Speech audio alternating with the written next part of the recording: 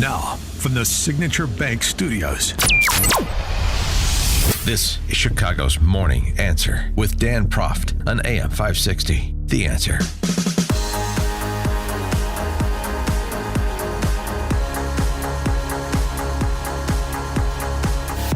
The governor had his budget address today, and let's be frank, it was a blame game. Every time the governor identified a problem in Illinois, he pointed to Washington as the real reason behind our high property taxes, our increasing insurance costs, our proficiency problems in education. Governor, take a look in the mirror. You've been here for 7 years, going on 8, and let's be frank, the buck should stop with you and the supermajority Democrats. As a Republican, as a conservative, I and other put forth a budget that was $8 billion less in spending. We've got to go down that path, reduce the size of government and make it healthy again. A fiscal Ozempic prescription. Let's do that because it's needed now more than ever. GLP-1, right? Glucose proteins. Hey, let's get lower prices for everyone in Illinois. I think that's something we can agree on no matter what your political persuasion is. I'll continue to bring these issues forward, and let's work together to lower prices, lower taxes, and make Illinois affordable again. I'll reach out to you next week. Marty McLaughlin, State Representative, 52nd District. That is the voice of my good friend, State Representative Marty McLaughlin. He's also a former mayor as well. That's how I got an opportunity to meet him way back in, I think it was 2013, 2014. And he's been someone who's been just a budget hawk, someone who understands how government and the relationship with government and local government should work. And when I heard this speech yesterday, I was kind of like taken aback because, well, I guess I wasn't taken aback because I realized that I knew that there was going to be a budget increase. I just knew that. And so I immediately called and sent him a text. I said, brother, I need you on the show tomorrow to break down what actually this speech means, not just to the taxpayers, but what people don't understand is that Illinois affects the rest of the country. I mean, we used to be top 5 in every major economic status that you could measure, but not anymore. The governor had his budget address today. I was trying to bring him on. State Representative Marty, welcome to Chicago's Morning Answer, my brother. Hey, John, thanks for having me on. Good morning, everyone. Yeah, to unpack that speech yesterday is not going to be that difficult. Three things. The governor was doing a little bit of performance art. I don't know how much he paid his advisors to write that speech, but it wasn't worth the paper it was written on. He talked about 3 things. He's going to increase spending. Here's the big one that's going to hurt all of us at our local communities. He's going to remove money from the local government distributive fund because he's trying to bail out his budget at the state. Mm. That one is going to raise property taxes on everyone. And then the third thing, he was bragging about the graduation rates being around 98%. But of course, he wasn't talking at all about the education rates. He's got it completely backwards. He's putting students on the street that have 38% proficiency in reading and math. And where are we going to get people jobs like that, John? It's just awful. So the one thing that drove me crazy is he started complaining about $8 billion that didn't come from the federal government because we won't provide simple audits on SNAP and Medicaid rolls, simple audits that should be done. And, that one, I was in the back of the room. They moved me around more on the Republican side of the U-Haul truck. So wait, so you're in the back row where all the bad boys are? Are you in the back row? Yeah, I can hear the men's room. Yeah, I'm in the bad boy section. That is correct. So Representative, walk us through what this budget's done. What does it do? Now, last year's budget number was what, 53 billion. What's this year's? Oh, John, you're light. 54, 54. 55. Oh, see, look at that. It's going up so fast. It's hard to keep track of. Yeah, about 54.5 billion last year. Okay, so did they meet revenue estimates last year for the 2026, or did they have to do? They had to figure. I forget what it's called. I haven't been down there in a while. But normally they don't really hit the number that the budget that they want. So they have to do not a trailer bill, but what is it called in order to get more revenue into the coffers? Well, they call them revenue enhancements. I call it Demsplaining for tax increases. So the Demsplaining that takes place is they do a budget, they forecast incorrectly, and then they end up at the end of session raising our taxes last year by $1 billion. But that wasn't enough, John. Then we went back to veto session, and they hit us up on energy policy to say someday in the future we may be able to have low-cost energy with the clean green energy. and they put $8 billion in new future energy price increases. So they don't have any ability to manage a budget. Frankly, they couldn't manage a lemonade stand if they were given a couple $100,000 to do it. You know, I said to you once, and being smart doesn't mean you get elected. That's probably why the two of us got elected. Yeah. But, you know, too many people in that building spell Mensa with a Z and have no idea what they're doing. And because of that, they can be manipulated by the governor's office to do whatever this gentleman wants. Yeah. And unfortunately, they want the job too much and don't want to help the people enough. Yeah. And we need to get their butts out of seats and put people down there like myself that are about public service and they're not politicians. I run a business, John, as you know, when I was mayor, I lowered taxes 8 times. Look, if a guy like me can do it, let's get more outside business people in office. So what's the budget number this year for projected for 2027? Well, again, he says it's going to be up about 1%, roughly. But again, he says that, and he's basing it on forecasts, economic forecasts. When he gets those wrong, he'll raise taxes again, more than 1% at the end of the year. And then we have veto session where if they get it wrong, they'll come back again and hit the taxpayer up. And that's the real problem. John, a balanced budget isn't balanced. No. A balanced budget, when you raise spending, is the game here. And the media knows this. Spending's the only thing that matters.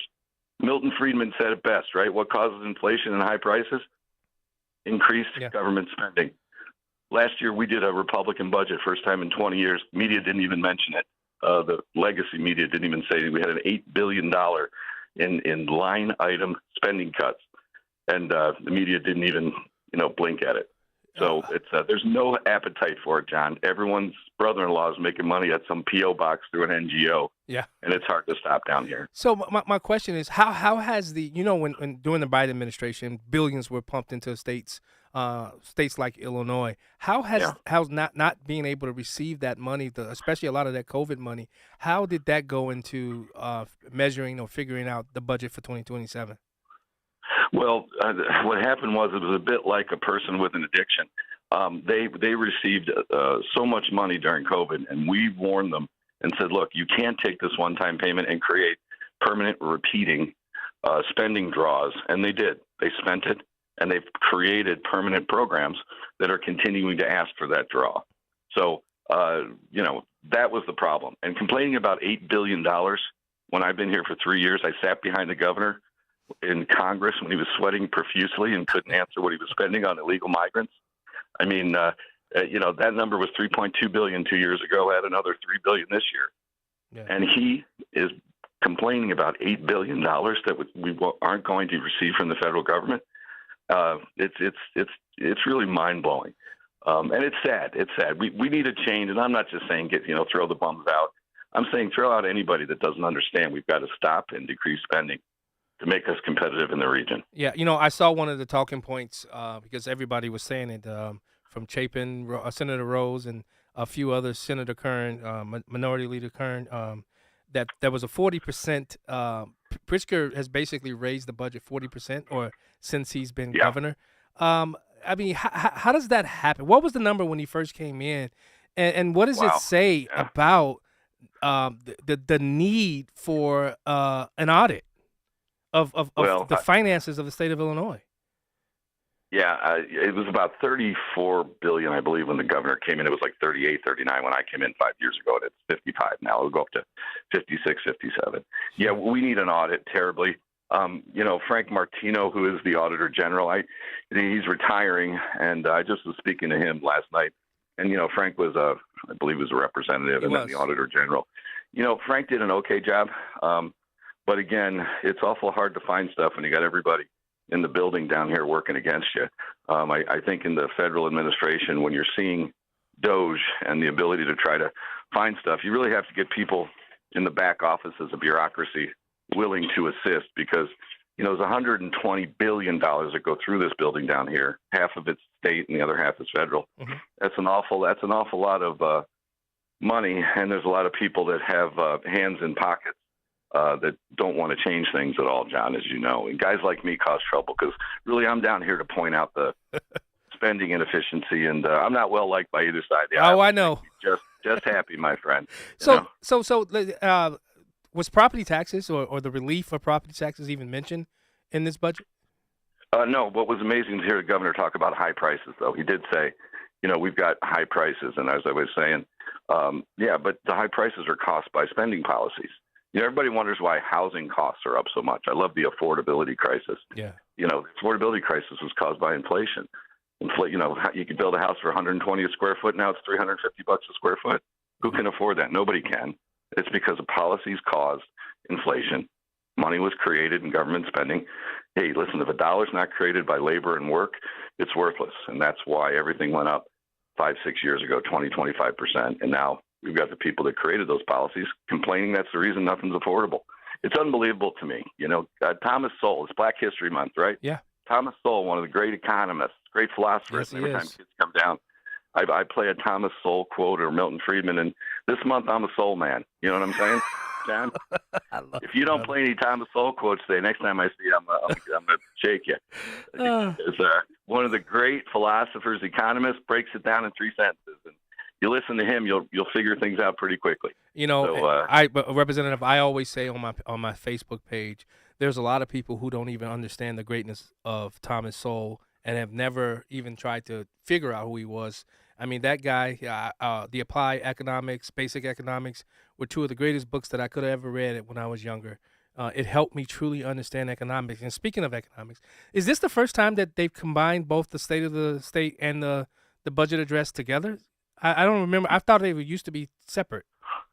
I've been there 5 times, and I can't tell you, John. I mean, to me, it's all performance theater and performance art. I mean, Pritzker should get a Tony for what? Well, not really, but he should at least be nominated. I mean, it isn't about the truth. None of this is. Yeah. And the one thing I agreed with the governor was he talked about social media in schools and telephone. That's great. We can all agree on that. Yeah. But while you're saying that, you're graduating kids that can't read and write, and you're talking about how proud you are of your graduation rate. I mean, the Illinois Industrial Education Complex here has really done a disservice to our kids. It's an adult jobs program more than it is a successful education program at the public school level. Yeah. And you heard, right? We're not taking the $300 million in school choice money that's out there right now. Because it's a political cudgel that the teachers union have against Democrats. Look, choice is great, right? On some aspects I hear about on the life issue, choice is great, but it's not great for schools. I'm having a hard time, squaring that away. Yeah. Let parents decide what's in their best interest for their children, and helping out the most fortunate. These programs will do that. They're scholarship incentive programs. But Representative, he did have time to say this. After we have discriminated against, disparaged, and deported all our immigrant neighbors, and the problems we started with still remained, what comes next? Some of you walked out when I asked that question. But a year later, we have an answer, don't we? Masked, unaccountable federal agents with little training occupied our streets, brutalized our people, tear-gassed kids and cops, kidnapped parents in front of their children. I should say that audio clip came from Illinois Review. Representative, is he being honest there about who actually ICE was coming after, and he keeps calling them their neighbors? These are people who are the worst of the worst who are illegal here, correct? Yeah, there was a bunch of analysis done when what do they call them, ancillary pickups. 60% of the people, not 14%, have criminal histories. And if someone is detained while they are picked up with someone who is, they aren't holding these people. And look, I'm for law enforcement 100%. These guys have a tough enough job. And where were all the complaints when Obama was deporting more people, more illegals and more criminals than ever? At least be consistent so that I can take this rhetoric seriously. Yeah. And my friends on the other side of the aisle, and fortunately there's fewer and fewer in Illinois, the moderate Democrats, I don't know where they've all gone, John. They're hiding. They're hiding from their progressive brethren. They're afraid to get primary. Representative, just really quickly. Yes, sir. This budget, if passed, what should Illinois voters look for as they begin to think about deciding the next governor of the state? How important is this vote of this budget to bringing in fresh new leadership, specifically from the Republican side? Yeah, it's the governor's office is important, John, but as important are the state representatives and state senators. Those are the ones that actually have the ability to hold any governor in check, and they have dropped the ball. Yeah. State representatives have been telling mayors and township officials, we're going to restore your tax dollars to you, LGDF. I call it LGDFQ, John. Oh, you know why? Why? That Q, it means I'm questioning why they're telling lies and not returning the money to the mayors and the towns. Because if they did, John, immediately your towns would have more money and would lower your local tax levy. I call it a head and shoulders proposition. It's pretty simple. Restore LGDF and rinse and repeat every year. Even progressive Democrats should understand those instructions on a tax reduction plan. You know what I mean? Yeah, and still no mention of fixing or solving the unfunded pension debt liability. Where's that number at, real quick? Well, oh my gosh, it all depends if they do tier 2 to tier 1, and that's my profession, John. They talked about, well, the levels are higher than ever. Well, we just had one of the best investment performance years in quite some time. So, of course, the funding level for this year will be significantly better. What they didn't tell you is yesterday the World Atlas Economic Group came out and ranked us 49th out of 50 in the country with a negative outlook on economic growth. Right. They give you the partial story, and I'm here to be the Paul Harvey and tell you the rest of the story, and it drives everybody nuts. But I am okay with that. And Representative, before anything is doled out, that pension debt has to be paid before even and what's left of that is what funds the state, correct? Yeah, and the real problem, John, is it transfers. So many of these transfer to our local community, right? Schools, particularly, teachers' pensions. And look, I love teachers. You know what I don't love? Yeah, $180,000 paid administrators that are sitting around and aren't educating any of our kids. I want to give money to teachers that are educating our kids, and when they have performance, we ought to incentivize them to have better proficiency. I say my friends all the time on the other side talk about add more money. I go, you guys are proficiency deniers. Money is not increasing education rates. No. So let's tie it together. But, John, if I were king for a day, I'd solve a few problems, but I'm not there yet. Representative, where can people follow you? Yeah, Marty4Illinois.com.